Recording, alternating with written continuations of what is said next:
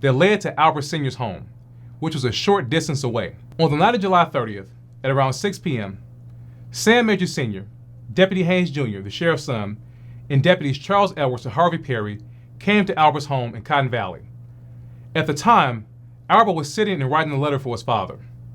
The men came into the home and looked at Albert Jr. and said, "Don't they call you Sonny Boy?" When Albert said he was called Sonny Man, the men said he was coming with them. Albert Sr. said, "Why are you taking my son?" They didn't answer.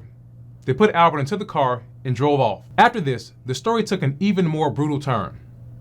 They took Albert to Charlie Johnson's cafe. They led him out back to an oil field and tied him to an oil well. There, they began to beat him. They wanted him to implicate John. When Albert said no, they beat him. Over and over and over again. They beat him with straps and with sticks.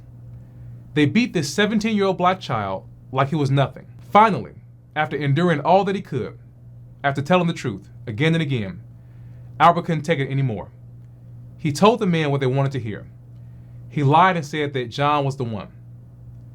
Albert would later say that he only did it because he thought that he would die if he didn't give them what they wanted. Then they took Albert back to his home. When Albert Sr. opened the door, he saw his boy, badly beaten, so weak. Albert was so weak that he collapsed to the floor. His father told him to go and lay down. But Albert Sr. knew that he had to come up with a plan and he had to do it fast. 30 minutes later, he told his son to get up.